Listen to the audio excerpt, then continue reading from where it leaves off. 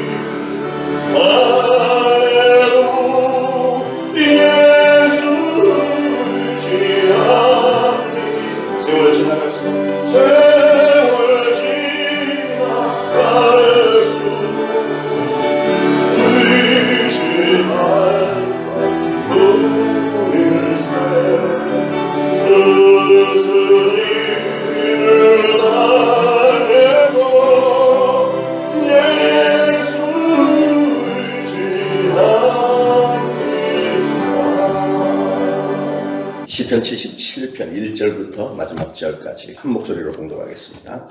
내가 내 음성으로 하나님께 부르짖으리니 내 음성으로 하나님께 부르짖으면 내게 귀를 기울이시리로다.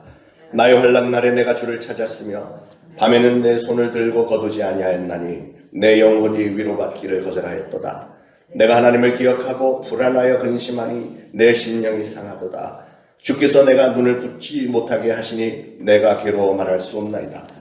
내가 옛날 곧 지나간 세월을 생각하여 싸우며 밤에 부른 노래를 내가 기억하여 내 심령으로 내가 내 마음으로 간구하기를 주께서 영원히 버리실까? 다시는 은혜를 베풀지 아니하실까? 그의 인자하심은 영원히 끝났는가? 그의 약속하심도 영구히 폐하였는가? 하나님이 그가 베푸실 은혜를 잊으셨는가? 노하심으로 그가 베푸실 긍휼을 그치셨는가 하였나이다. 또 내가 말하기를 이는 나의 잘못이라 지존자의 오른손에 해 곧 여호와의 일들을 기억하며 주께서 옛적에 행하신 기이한 일을 기억하리이다.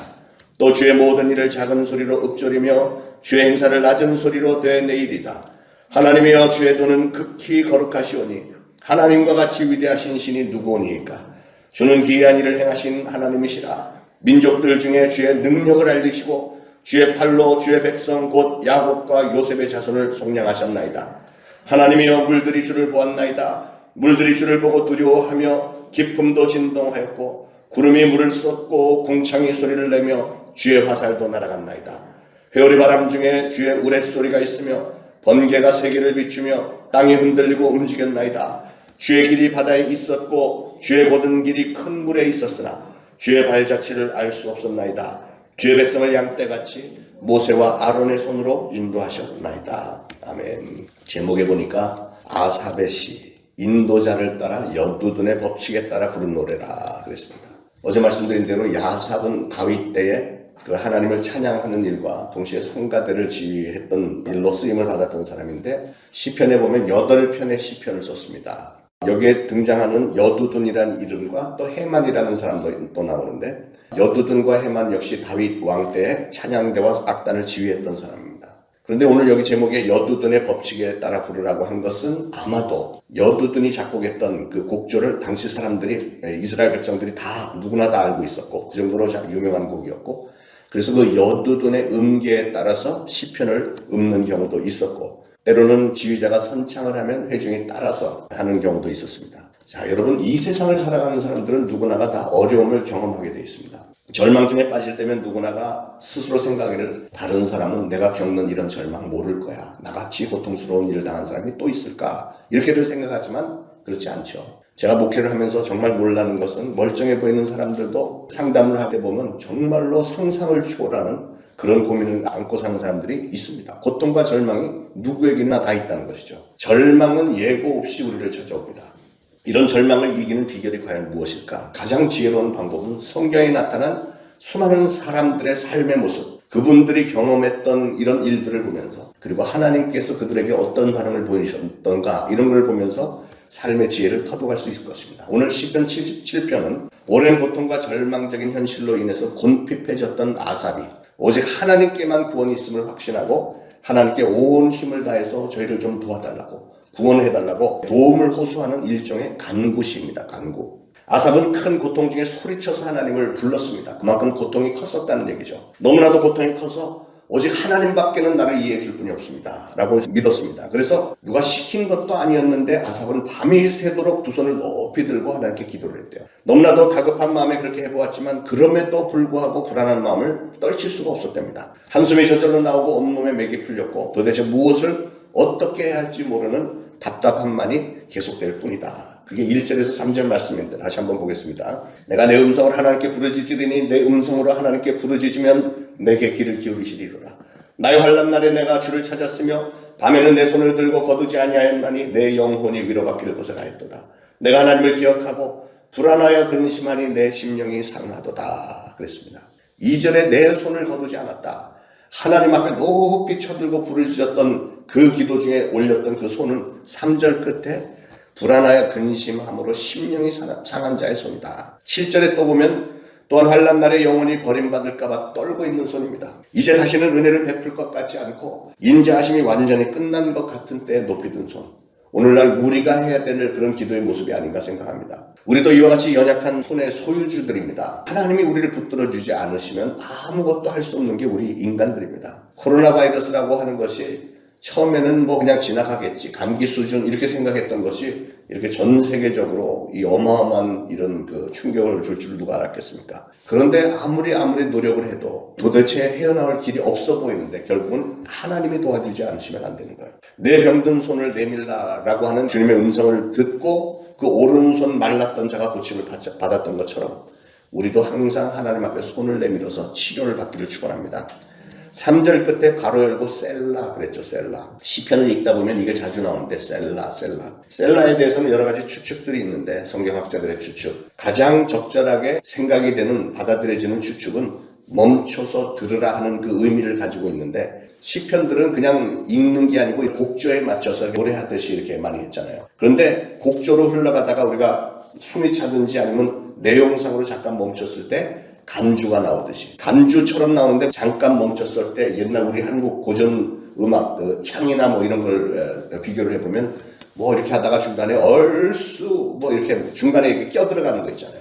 아마 셀라는 그 정도 수준일 것이라고 추측이 되는데 4절에 주께서 내가 눈을 붙이지 못하게 하시니 내가 괴로워 말할 수 없나이다. 밤새도록 잠을 잘 수가 없었다는 거죠. 잠을 이루지 못하고 뭘 했을까? 아마도 지나온 일들을 회상을 해봤을 것이고 여러분 사람이 세상적으로 잘 나가면 막 굉장히 의기양양하고 교만해지고 자신감이 넘치지만 그러나 어떤 경우에 뭘 이것도 해도 안 되고 저것도 해도 안 되고 이럴 때는 사람이 겸손해지게 돼 있습니다. 아무리 내 힘으로 해보려고 해도 안 되는 그런 상황 가운데 지나온 날들을 회상을 해보니까 내가 잘했던 일들보다 못했던 일들이 더 많은 것 같고 그게 일반적인 현상인데 오늘 아삽도 그 고민을 하는 거예요. 5절에 내가 옛날 곧 지나간 세월을 생각하여 싸우며 밤에 부른 노래를 내가 기억하여 내 심령으로 내가 내 마음으로 간구하기를 주께서 영원히 버리실까? 다시는 은혜를 베풀지 아니하실까? 하면서 쭉 그 하나님 앞에 정말 그 불안한 마음으로 기도하는 내용입니다. 왠지 하나님으로부터 버림받은 것 같기도 하고 그래서 불안감과 두려움이 막 엄습을 해왔다는 것이죠. 여러분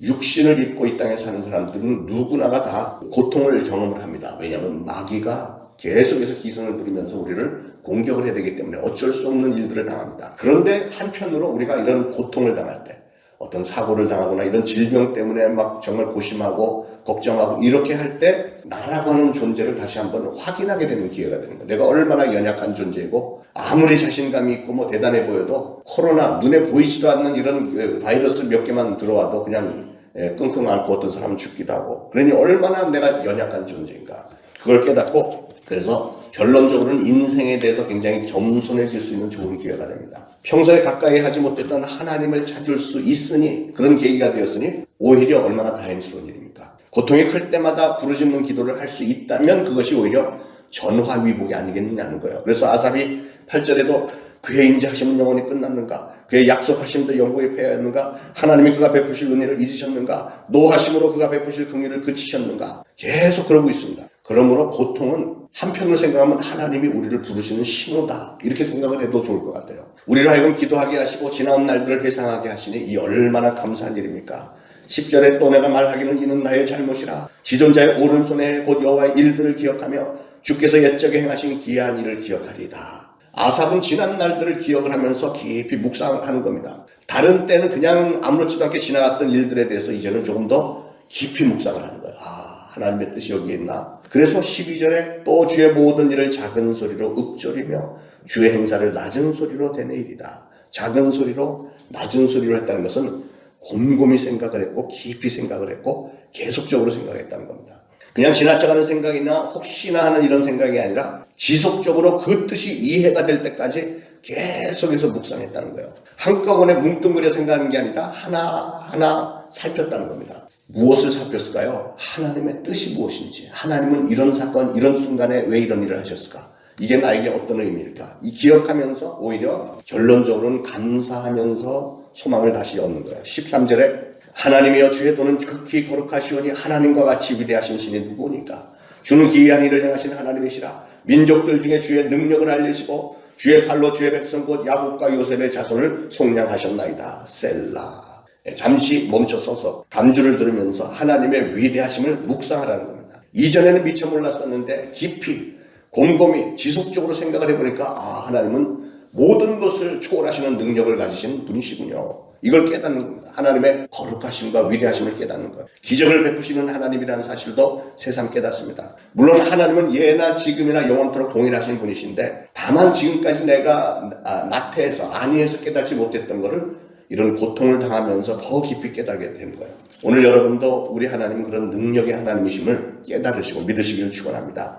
그 하나님은 우리를 위해서 기적도 베풀 수 있는 하나님이시고 그 하나님은 우리를 극진히 사랑하시는 하나님이심을 믿으시기 바랍니다. 그리고 아삽은 역사를 되돌이키면서 출애굽 사건의 위대함을 다시 한번 깨닫습니다. 16절부터 끝절까지가 그 내용인데 하나님께서 그 백성들에게 베푸신 은총 중에 출애굽 사건보다 더 기적적이고 광대한 기적은 없었을 것입니다. 홍해 바다가 쫙 갈라졌을 때 얼마나 웅장했겠습니까? 상상을 해보세요. 또 여호수아 때 가나안 정복에서 들어갈 때 요단강이 막 그 세차게 흘러내려오던 물이 갑자기 마치 무슨 벽이 세워진 것처럼, 투명벽이 세워진 것처럼 딱 멈췄으면서 이쪽은 물길이 계속 높아가고 막 상류로 흘러내려가는데 이쪽은 딱 물이 말라서 거기로 지나갔을 때 그 장면을 한번 생각을 해보세요. 사막 광야를 지났는데 바위를 쳤더니 바위에서 물이 콸콸콸콸 나서 그 많은 사람과 그 많은 짐승들이 다 목을 죽였고, 그래서 모세와 아론을 통해서 백성들을 광야에서도 인도해 주셨던 하나님을 찬양하는 그런 시편이 계속 흘러나오는 겁니다. 오늘 이 광야 같은 세상에서도 우리를 인도하시고 채워주시는 하나님을